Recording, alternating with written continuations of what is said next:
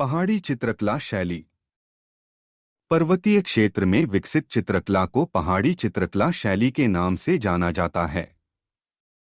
17वीं से 19वीं शताब्दी के मध्य बसोहली, गुलेर, कांगड़ा, कुल्लू, चंबा, मनकोट, नूरपुर, मंडी, बिलासपुर, जम्मू और पश्चिमी हिमालय के अन्य पहाड़ी शहर चित्रकला केंद्र के रूप में उभरे। ये सभी क्षेत्र पहाड़ी चित्रकला शैली के अंतर्गत आते हैं। बसोहली से आरंभ हुई अपरिष्कृत अत्यलंकृत शैली गुलेर और आरंभिक कांगड़ा दौर से होते हुए भारतीय कला में अत्यंत उत्कृष्ट और परिष्कृत कांगड़ा शैली के रूप में उभर कर आई। मुगल, दक्कनी और राजस्थानी चित्रकला की स्पष्ट शैलीगत विशिष्ट पहचान से भिन्न पहाड़ी चित्रकला अपनी क्षेत्रीय विभाजन की चुनौतियों को प्रदर्शित करती है। कृष्ण मक्खन चुराते हुए, भागवत पुराण 1750। एन.सी. मेहता संग्रह, अहमदाबाद, गुजरात, भारत।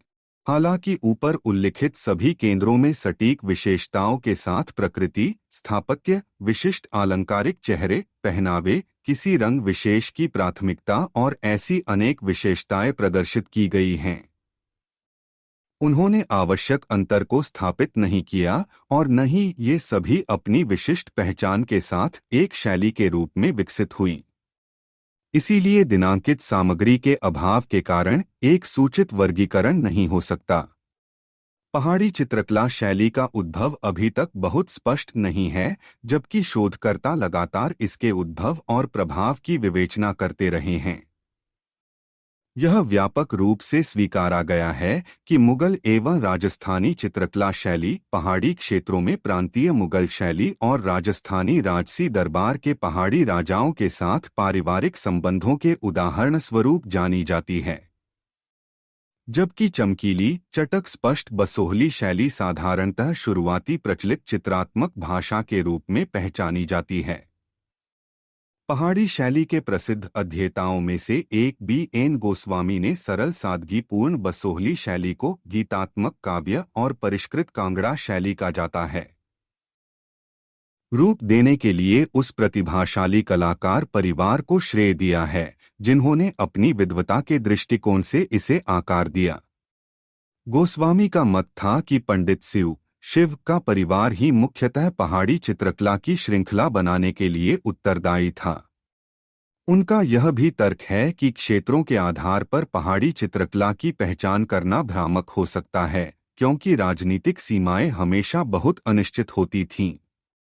यही तर्क राजस्थानी शैली के लिए भी सत्य है कि सिर्फ क्षेत्रीयता को श्रेय देना अस्पष्टता दिखाता है और कुछ असमानताएं अनुत्तरित रह जाती हैं। इसलिए यदि कलाकारों के परिवार को शैली के वाहक के रूप में माना जाता है, तो शैली के अनेक प्रकारों को स्वीकार कर उन्हें एक क्षेत्रीय शैली में समाहित किया जा सकता है। वन में राम और Sita, Kangra, 1780। Douglas Barrett collection. शोधकर्ता यह मानते हैं कि 18वीं शताब्दी के आरंभ में पंडित शिव परिवार एवं अन्य कलाकारों की रचना शैली बसोहली शैली के पर्याय बन गए थे, जबकि 18वीं शताब्दी के मध्य से उन्होंने इस शैली को कांगड़ा के आरंभिक दौर से इसके चरम तक रूपांतरित कर दिया था। इस अचानक परिवर्तन और प्रयोगात्मक आरंभ ने पहाड़ी केंद्रों से संबद्ध अनेक शैलीगत विकास का सृजन किया और ये ही विभिन्न कलाकार परिवारों द्वारा मुगल शैली के उदाहरणों से पहाड़ी राज्यों को परिचित करने के लिए उत्तरदायी हैं। अचानक इन चित्रों के उद्गम से, चाहे वे शासकों, कलाकारों, व्यापारियों या ऐसी कोई संस्था या घटना के कारण विकसित हुआ, कलाकार प्रभावित हुए और उनकी चित्रकला की भाषा पर गहरा प्रभाव पड़ा। अधिकांश विद्वान इस परिकल्पना पर विवाद करते हैं कि इस अचानक परिवर्तन की शुरुआत मुगल चित्रशाला के प्रवासी कलाकारों से हुई। गोस्वामी के अनुसार पहाड़ी कलाकारों की चित्रों में नैसर्गिक शैली की मनोहारिता के प्रति संवेदनशीलता जागृत हुई। सादृश्य के आधार पर की गई संरचनाओं में कुछ चित्रों में सुसज्जित हाशिए दिखाई देते हैं। इन चित्रों की विषय वस्तुओं में दैनंदिन अथवा राजाओं के जीवन से संबंधित महत्वपूर्ण समारोह, महिलाकृतियों में नवीनता एवं आदर्श चेहरे का चित्रण आदि सभी कांगड़ा शैली के उद्भव के साथ कालांश में परिपक्व हो गए। बसोहली शैली पहाड़ी राज्य का पहला एवं प्रभावकारी कला का उदाहरण बसोहली से मिलता है। सन 1678 से 1695 तक प्रबुद्ध राजा कृपाल पाल ने इस राज्य पर शासन किया। उनके शासनकाल में बसोहली एक विशेष एवं प्रभावशाली शैली के रूप में विकसित हुई। प्रभावी प्राथमिक रंग, उष्ण पीली रंगत लिए पृष्ठभूमि, उच्च क्षितिज रेखा, प्रकृति का शैलीगत दृश्यांकन और उभरे हुए श्वेत रंग का अनुकरण जो गहनों में मोतियों को प्रदर्शित करता है, ये सब इस शैली की चारित्रिक विशेषताओं को प्रस्तुत करते हैं। बसोहली शैली की सबसे महत्वपूर्ण चारित्रिक विशेषता है जेवरात को चित्रित करने के लिए छोटे चमकीले हरे कीट पंखों के अंश का प्रयोग और पन्ना के प्रभाव का अनुकरण। इनके चमकीले रंग और लालित्य ने पश्चिम भारतीय चौरपंचाशिका समूह की चित्रकला के सौंदर्य को साझा किया है। भानुदत्त की रासमंजरी बसोहली कलाकारों का सबसे प्रचलित विषय था।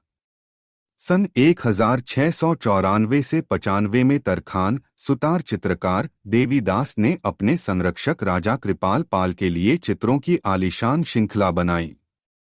भागवत पुराण और रागमाला चित्रकला के अन्य प्रसिद्ध विषय रहे। कलाकारों ने स्थानीय राजाओं के छवि चित्रणों के साथ साथ उनकी पत्नियों, दरबारियों, ज्योतिषियों, वैद्यों, गणिकाओं एवं अन्य। रासमंजरी बसोहली 1720 ब्रिटिश संग्रहालय लंदन यूके यूनाइटेड किंगडम।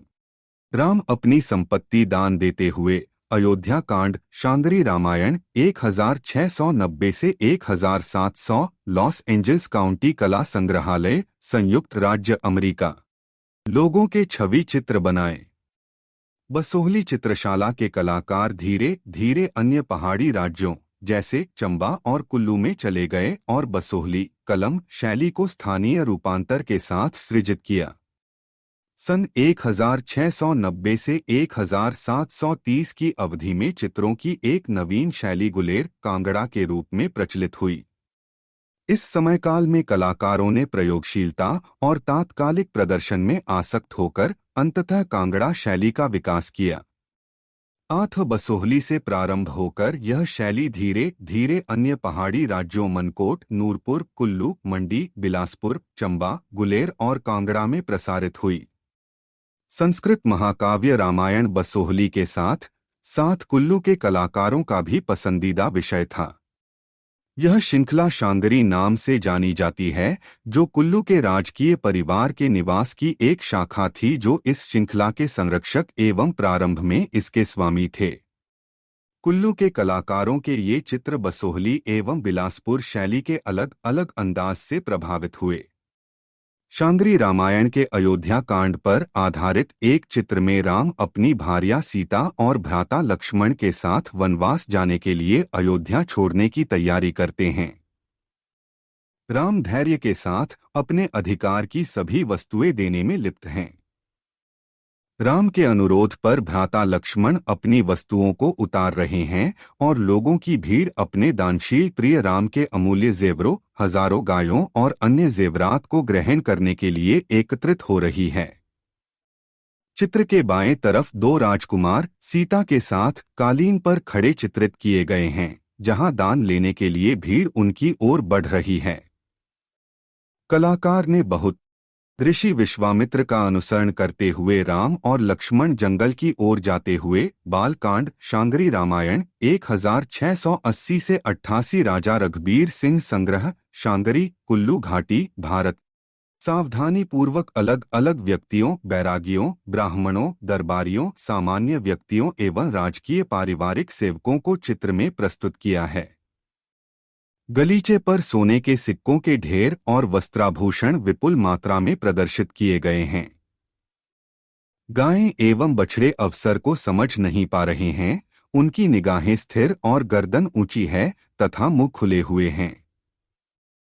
परिस्थिति की गंभीरता विभिन्न भाव भंगिमाओं से प्रदर्शित होती है। राम की शांत परंतु मृद मुस्कुराहट, आतुर भाव लिए लक्ष्मण, आशंकित सीता और ब्राह्मण जो भिक्षा पाने की इच्छा रखते हैं किंतु प्रसन्न नहीं हैं, और अन्य लोग अविश्वसनीयता और कृतज्ञता के भाव लिए दिखाए गए हैं। उत्कृष्ट प्रभाव प्रदर्शित करने की आनंदानुभूति के साथ कलाकार ने राम द्वारा पकड़े पारदर्शी वस्त्र, ब्राह्मणों की दाढ़ी एवं तिलक, गहने तथा शस्त्रों का रमणीय अंकन किया है। इसी श्रृंखला का एक अन्य चित्र जिसमें राम एवं लक्ष्मण गुरु विश्वामित्र के साथ राक्षसों, जो तपस्वियों की तपस्या एवं धार्मिक अनुष्ठानों में हस्तक्षेप कर बाधाएं उत्पन्न करते हैं, के नाश के लिए वन की तरफ जा रहे हैं। इस चित्र का एक रोचक तथ्य है कि कलाकार ने भारी शरीर वाले जानवरों को पेड़ों के पीछे छिपकर शिकार खोजते हुए अंकित किया है। पेड़ों के पीछे से उनका आधा शरीर दिखाई दे रहा है। बाईं ओर एक लोमड़ी और दाईं ओर एक शेर का चित्र कलाकार ने बड़ी दक्षता से अंकित किया है, जो केवल घने जंगल में छिपे पशुओं को ही प्रदर्शित नहीं करता, बल्कि दो राजकुमारों राम एवं लक्ष्मण के अद्भुत साहस के भावनात्मक मूल्यों को भी दर्शाता है। दृश्य में विविध पशुओं का अंकन कपट वेश में राक्षसों के संभावित रहस्य को शामिल करता है। गुलेर शैली 18वीं शताब्दी के आरंभिक दौर में बसोहली शैली में पूर्णतः बदलाव आया। इससे गुलेर कांगड़ा का दौर प्रारंभ हुआ। कांगड़ा के उच्च शाही परिवार के राजा गोवर्धन चंद 1744 से 73 के संरक्षण में यह दौर सबसे पहले गुलेर में दिखाई दिया। गुलेर शैली के कलाकार पंडित स्यू एवं उनके पुत्र मानक और नैनसुख को 1730 से 40 के दशक में इस शैली को एक नवीन रूप देने का श्रेय जाता है, जो प्राय पूर्व कांगड़ा या गुलेर कांगड़ा कलम के नाम से जानी जाती है। बसोहली की सुस्पष्ट जीवंतता की तुलना में यह अधिक परिष्कृत, सहज और सुंदर शैली है। नैनसुख, जो जसरोटा के राजा बलवंत सिंह के दरबारी चित्रकार थे, को सुस्पष्ट रूप से इस शैली को आकार देने का श्रेय जाता है, जबकि मानक, जिन्हें मनकू के नाम से भी जाना जाता है, उन्होंने इस शैली का आरंभ किया था। 1780 में इस शैली का सबसे परिपक्व रूप कांगड़ा में पहुंचा। इस प्रकार कांगड़ा शैली बसोहली की प्रशाखा के रूप में चंबा और कुल्लू में फैल गई। प्रार्थना में बलवंत सिंह, नैनसुख 1750, विक्टोरिया और अल्बर्ट संग्रहालय, लंदन, यूके, यूनाइटेड किंगडम। मानक एवं नैनसुख के पुत्रों एवं प्रपोत्रों ने अनेक केंद्रों में चित्रण कार्य किया और उन्हें इन पहाड़ी चित्रों को परिष्कृत रूप देने का श्रेय जाता है। सभी पहाड़ी चित्र शैलियों में गुलेर की परंपरा सबसे अधिक लंबे समय तक प्रभावी रही। इसके साक्षात प्रमाण हरिपुर गुलेर में कलाकार हैं, जो राजा दलीप सिंह 1695 से 1743 के राज्यकाल में कार्य कर रहे थे। दलीप सिंह और उनके पुत्र बिशन सिंह के छवि चित्र अस्तित्व में हैं, जो 1730 के पूर्व के हैं, अर्थात गुलेर कांगड़ा दौर आरंभ होने के पूर्व के हैं। बिशन सिंह अपने पिता दलीप सिंह के कार्यकाल में ही मृत्यु को प्राप्त हो गए थे, इसलिए उनके छोटे भाई गोवर्धन चंद सिंहासन पर बैठे, जो इस चित्रकला शैली के बदलाव के साक्षी बने। सन 1730 में चित्रित गीत गोविंद श्रृंखला मानक की सबसे सुंदर, अद्भुत रचना है, जिसमें बसोहली शैली के तत्व भी समाहित हैं। इनमें प्रचुर मात्रा में भौरों के पंखों की झालर का उपयोग किया गया है, जो सबसे आकर्षक है। ऐसा प्रतीत होता है कि नैनसुख ने अपने गृहनगर गुलेर को छोड़ दिया था और जसरोटा चले गए थे। ऐसा माना जाता है कि उन्होंने आरंभ में मियां जोरावर सिंह के लिए काम किया था, जिनके पुत्र व उत्तराधिकारी बलवंत सिंह थे, जो उनके मुख्य संरक्षक बने। नैनसुख द्वारा बलवंत सिंह के जीवन पर बनाए मशहूर चित्रों का एक ऐसा दृश्यात्मक अभिलेख है, जो उनके जीवन को प्रतिबिंबित करता है।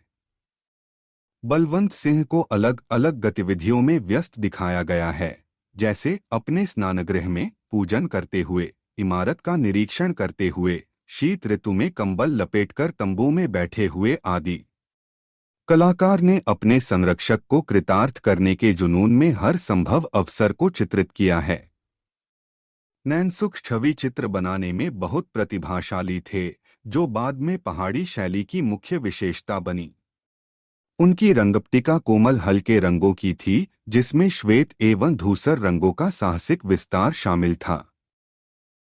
गोपियों को गले लगाते कृष्ण गीत गोविंद गुलेर 1760 से 65 एन.सी. मेहता संग्रह अहमदाबाद गुजरात भारत।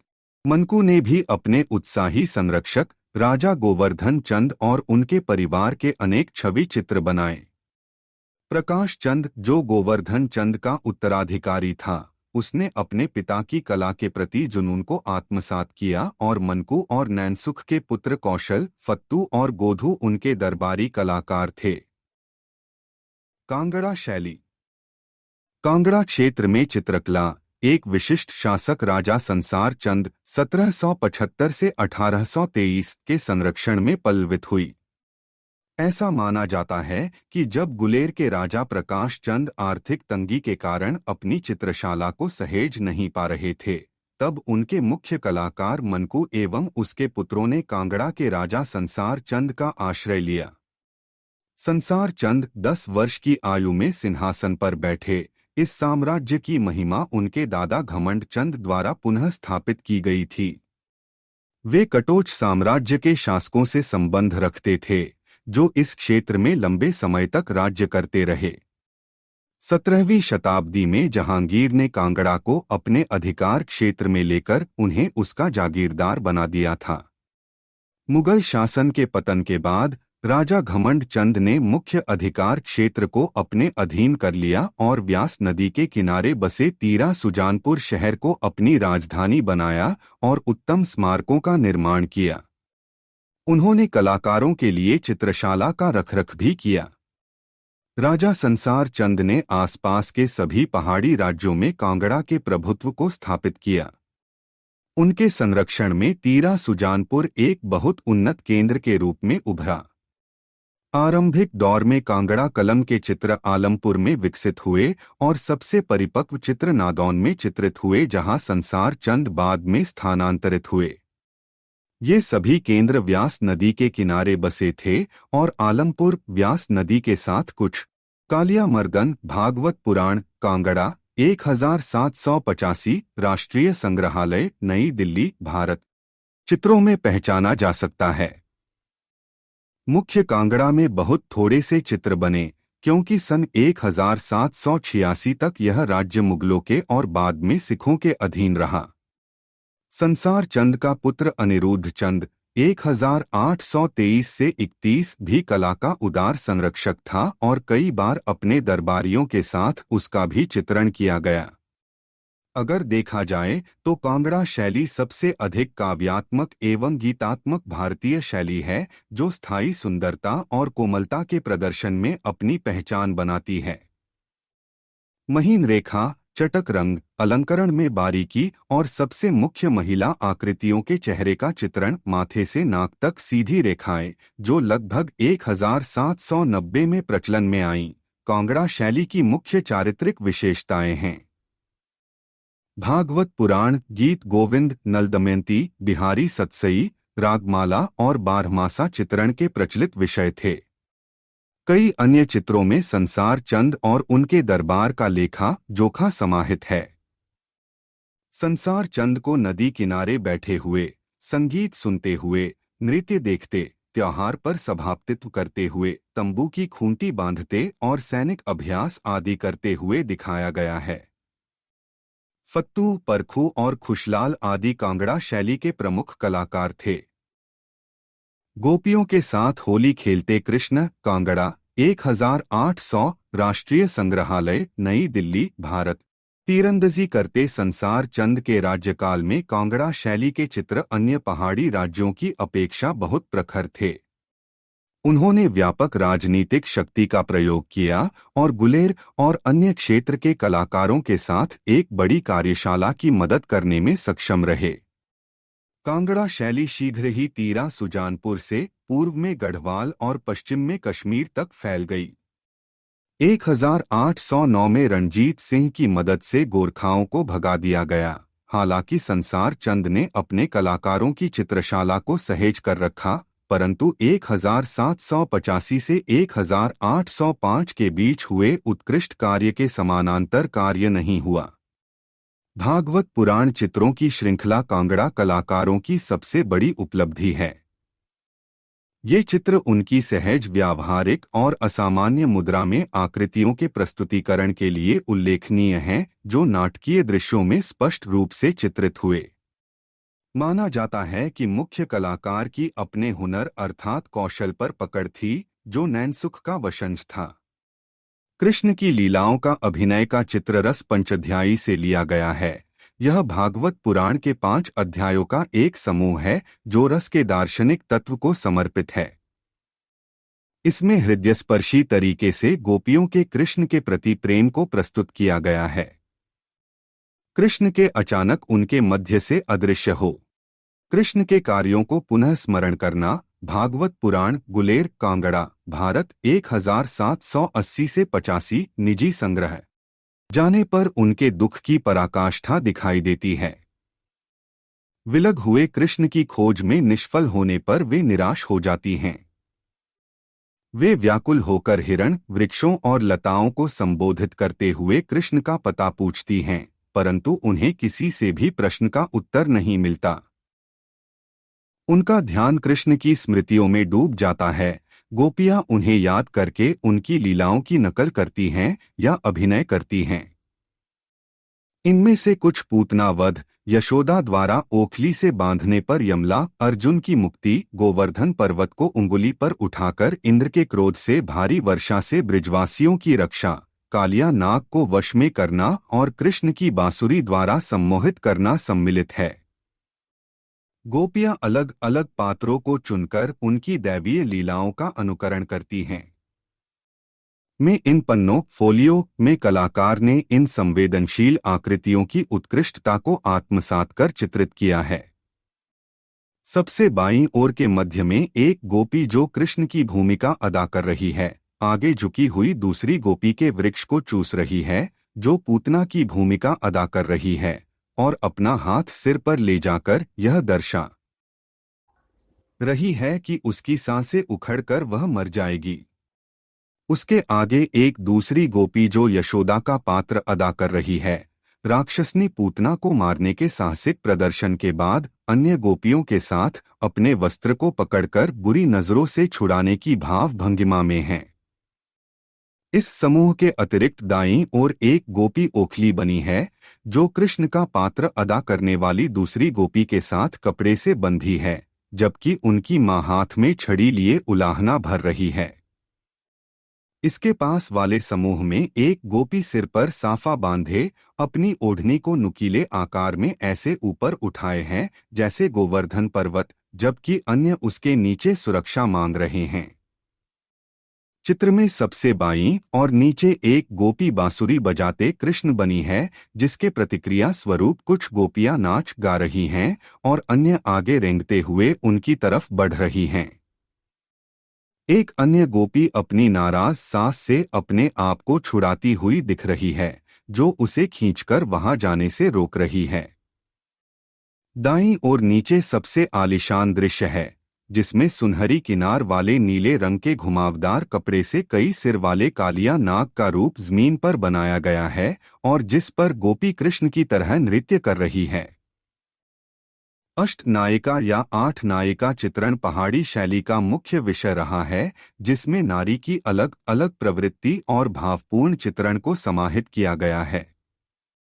इनमें से कुछ इस प्रकार हैं: उत्का, वह जो अपने प्रिय के आगमन की संभावना में धैर्य से प्रतीक्षारत है। स्वाधीन भर्तका, वह जिसका पति उसकी चाह जैसा है। वासक सज्जा, वह जो समुद्र यात्रा से वापस आए अपने प्रिय का इंतजार कर रही है और उसके स्वागत में फूलों की सेज सजा रही है। कलहांतरिता, वह जो अपने प्रिय के चाहने पर विरोध करती है और बाद में उसके देर से आने पर पश्चाताप करती है। जब भी अष्ट नायिकाओं का उल्लेख होता है, कवियों और कलाकारों की सबसे अधिक पसंदीदा अभिसारिका को एक विशिष्ट स्थान मिलता है। अभिसारिका, वह जो सारी विपत्तियों को पार कर अपने प्रिय से मिलने दौड़कर चली जाती है। इनमें परिस्थिति की कल्पनाएं प्रायः बहुत विचित्र हैं और जुनून के साथ नाटकीय संभावनाएं तथा प्रकृति के विपरीत तत्वों के विरुद्ध नायिका की दृढ़ता है।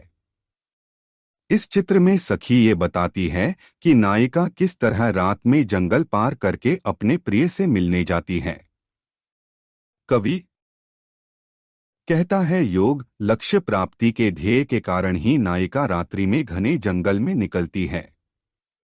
विस्तृत रूप में अभिसारिका की प्रतिमा एक जैसी ही रही, परंतु कई बार कलाकारों ने कुछ भिन्नता के साथ प्रस्तुति की। प्रायः भूत प्रेत जो सामान्यतः अनेक दृश्यों में दिखाई देते हैं, वे इनमें नहीं दिखते हैं। परंतु रात्रि का गहन अंधकार, बादलों में बिजली की चमक, सर्पों का रात के अंधेरे में कुंकारना, खोखले वृक्षों से अचानक बाहर आना, जेवरातों का गिरना आदि सभी चित्रित किया गया है। बारहमासा चित्रों में 12 पन्ने फोलिया चित्रित हैं, जिनमें प्रेम के अलग अलग भाव समाहित हैं और साल के प्रत्येक माह के प्रतीक हैं। 19वीं शताब्दी में यह विषय पहाड़ों में बहुत लोकप्रिय रहा। कविप्रिया के 10वें अध्याय में केशवदास द्वारा बारहमासा का उल्लेख किया गया है। इसमें उन्होंने सबसे गर्म माह ज्येष्ठ, जो मई से जून में पड़ता है, का वर्णन किया है। कलाकार ने भी कवि द्वारा वर्णित सादृश्य को चित्रित करने में अत्यधिक आनंद का अनुभव किया है। ज्येष्ठ के महीने में एक जोड़ा, कांगड़ा 1800, राष्ट्रीय संग्रहालय, नई दिल्ली, भारत। सन 1780 में कांगड़ा शैली उस समय प्रकाश में आई जब बसोहली शैली की शाखाएं उभरकर अपनी कुछ चारित्रिक विशेषताओं के साथ चंबा, कुल्लू, नूरपुर, मनकोट, जसरोटा, मंडी, बिलासपुर, जम्मू और अन्य केंद्रों पर निरंतर प्रवाहित हो रही थीं। कश्मीर में 1846 से 85 कांगड़ा शैली एक स्थानीय शैली हिंदू पुस्तक सजावट के रूप में प्रकाशित हुई। फलत सिखों ने कांगड़ा कलाकारों को रोजगार प्रदान किया। पहाड़ी शैली के संदर्भ में कोई उसके प्रत्येक केंद्र में चित्रण की कोई एक या अनेक नियमबद्ध चारित्रिक विशेषता को प्राप्त नहीं कर सकता। इसे मोटे तौर पर 3 शैलियों में विभाजित किया गया है, बसोहली, गुलेर और कांगड़ा। विद्वान इसके विषय में अलग अलग मत रखते हैं, तथापि ये सूचक केंद्र हैं जहां से ये शैलियां अन्य स्थानों पर पहुंची। इसीलिए जसरोटा में गुलेर शैली पहचानी गई, जो गुलेर शैली के अंतर्गत जसरोटा केंद्र के रूप में श्रेणीबद्ध हुई। संक्षिप्त में इन अन्य केंद्रों का उल्लेख हुआ है, जहां 17वीं एवं 18वीं शताब्दी के पूर्वार्ध में बसोहली शैली में चंबा के शासकों के छवि चित्र मिलते हैं। कुल्लू शैली नुकीली ठोड़ी, बड़ी बड़ी आंखें, धूसर रंग का प्रचुर प्रयोग, टेराकोटा, लाल रंग की पृष्ठभूमि आदि विशेषताओं के साथ उत्पन्न हुई। 17वीं शताब्दी के अंतिम चौथाई चरण में शांगरी रामायण, एक बहुत ही प्रसिद्ध संग्रह, कुल्लू घाटी में चित्रित हुआ।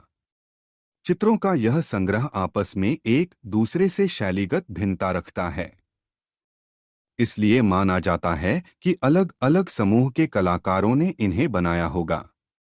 यह मत है कि जब बसोहली शैली स्वतः पल्लवित हो रही थी और कांगड़ा शैली के रूप में परिपक्व हो रही थी, नूरपुर के कलाकारों ने कांगड़ा की सुंदर आकृतियों के साथ बसोहली के चमकीले रंगों को बरकरार रखा। बसोहली एवं मनकोट के वैवाहिक संबंधों की वजह से कुछ कलाकार बसोहली से मनकोट स्थानांतरित हुए, वैसी ही चित्रण शैली वहां भी विकसित हुई।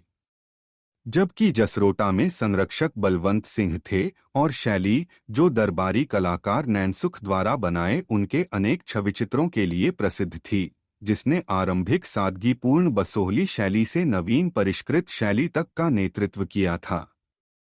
नैनसुख की यह शैली गुलेर, कांगड़ा शैली के नाम से भी जानी जाती है। मंडी के शासक विष्णु और शिव के अनन्य भक्त थे, इसलिए कृष्ण लीला विषय के अतिरिक्त शैव विषय भी चित्रित हुए। मोलाराम नाम एक कलाकार था जो गढ़वाल शैली से संबद्ध था। उसके हस्ताक्षर किए हुए कई चित्र प्राप्त हुए हैं। शैली संसार चंद के दौर की कांगड़ा शैली से प्रभावित थी। प्रतीक्षारत कृष्ण और संशयशील राधा। कलाकार पंडित सिउ के 2 पुत्र थे, मानक या मनकू और नैनसुख।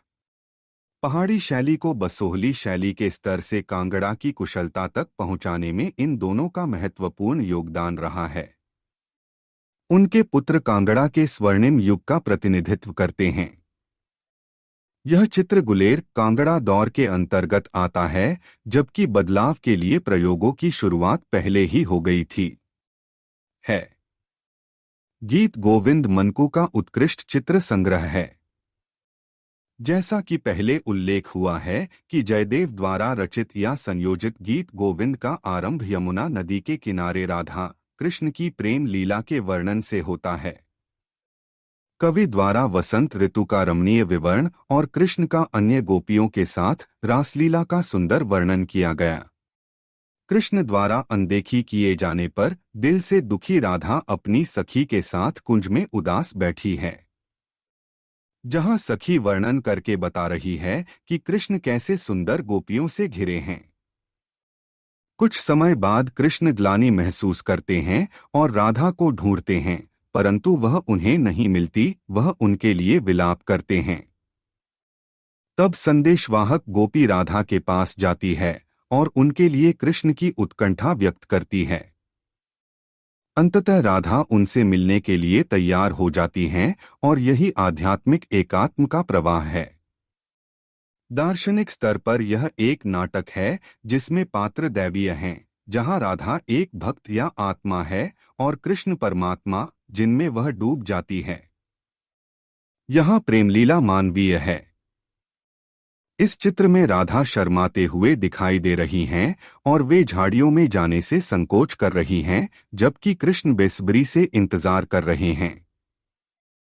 कलाकार की कल्पना का स्रोत चित्र के पीछे वर्णित किया गया है, जिसका अनुवाद इस प्रकार है। राधा सखिया तुम्हारे प्रेम युद्ध में तुम्हारी आत्मा के अभिप्राय को समझ गई हैं। अब तुम संकोच छोड़ दो, अपने कटिसूत्र को खुशी से खनखनाने दो और अपने प्रेमी से मिलने के लिए आगे बढ़ो। राधा अपनी प्रिय दासियों के साथ आगे बढ़ो, उंगलियों से अपनी सखी का हाथ थाम लो। अपने प्रेमी से प्रणय के लिए अपनी चूड़ियों को खनकने दो और अपना मार्ग तय करो। जयदेव के ये सुंदर गीत कृष्ण के श्रद्धालुओं के होठों पर सदैव रहे होंगे। अंततः राधा अपनी सखियों का आग्रह स्वीकार कर लेती हैं। जयदेव इसे इस तरह से वर्णित करते हैं, तब वह और देर नहीं करती, सीधे प्रवेश करती है। उनके पग थोड़े धीमे पड़ रहे हैं, किंतु उनका चेहरा अकथनीय प्रेम को दर्शा रहा है। उनकी चूड़ियों का संगीत प्रवेश हुआ। लज्जा जो उनकी झुकी हुई नजरों पर थी, अब ओझल हो गई। बलवंत सिंह नैनसुख के साथ एक चित्र देखते हुए। चित्र में जसरोटा के राजकुमार बलवंत सिंह को बड़े जतन से चित्र को देखते हुए दर्शाया गया है, जिसे उन्होंने अपने हाथों में पकड़ा है। एक व्यक्ति सिर झुकाए हुए शिष्टतापूर्वक खड़ा है। वह अन्य कोई नहीं, कलाकार नैनसुख है। यह चित्र शायद ऐसा बिरला चित्र है जिसमें नैनसुख ने अपने आप को अपने संरक्षक के साथ चित्रित किया है। बलवंत सिंह अपने महल में बैठे हैं, हरे भरे वृक्षों से परिपूर्ण दृश्य की अनदेखी कर रहे हैं। ऐसा प्रतीत होता है कि संध्या का समय है और नैनसुख का व्यवस्थित संयोजन अपने आप में वैराग्य, शांति और स्थिरता को प्रदर्शित करता है, जो बलवंत सिंह के स्वभाव को चित्र में दर्शाते हैं। वे हुक्का पी रहे हैं, जो सामान्यतः कार्य की व्यस्तता के बीच कुछ पलों के विश्राम के लिए करते थे। संगीतज्ञों को बड़ी निपुणता से चित्र में किनारे पर चित्रित किया गया है, जो उनकी उपस्थिति को दर्शाता है। चित्र में उनकी स्थिति ऐसी प्रतीत होती है कि संगीत की प्रस्तुति ध्यानाकर्षण के लिए नहीं, बल्कि नेपथ्य में हल्की धुन के लिए है, जिससे माहौल शांत हो रहा है। साथ ही साथ बलवंत सिंह कृष्ण को दर्शाते चित्र की बारीकियों में तल्लीन हैं। नंद, यशोदा और कृष्ण। यह चित्र भी भागवत पुराण के एक दृश्य को दृष्टांत करता है, जिसमें नंद अपने परिवार और रिश्तेदारों के साथ वृंदावन की ओर यात्रा करते हुए अंकित किए गए हैं। उन्होंने देखा कि गोकुल राक्षसों से पीड़ित है, जो कृष्ण को अत्यंत परेशान करने में जुटे हुए हैं, इसलिए उन्होंने सुरक्षित स्थान पर जाने का निर्णय लिया। चित्र में नंद बैलगाड़ी पर बैठे समूह का नेतृत्व कर रहे हैं और उनके पीछे आ रही बैलगाड़ी में दोनों भाई कृष्ण एवं बलराम अपनी माताओं यशोदा एवं रोहिणी के साथ बैठे हैं। स्त्री एवं पुरुष अपने साथ गृहस्थी का सामान और बच्चों को लेकर साथ में चल रहे हैं। उनके भावों और गतिविधियों का अंकन बहुत बारीकी से किया गया है। आपस में बातचीत करते हुए उनके सिर का एक ओर झुकना, सिर पर रखे भार से झुकी हुई आंखों से थकान के भाव को प्रदर्शित करना और सिर पर रखे बर्तन को खींचे हुए हाथों से कसकर पकड़ना आदि अद्भुत निरीक्षण एवं उत्कृष्ट कौशल के उदाहरण हैं। जैसे कि इस अध्याय के आरंभ में उल्लेख किया गया है कि कांगड़ा कलाकार चित्रकारों ने प्राकृतिक दृश्यों का बहुत बारीकी से निरीक्षण किया है और स्वाभाविक तरीके से प्रदर्शित किया है। बारीकियों को अर्थपूर्ण तरीके से अभिव्यक्त किया गया है। छायाचित्रों सी समानता जो चित्र को यथार्थता प्रदान करती है, वह भी हम इस संयोजन में देख सकते हैं।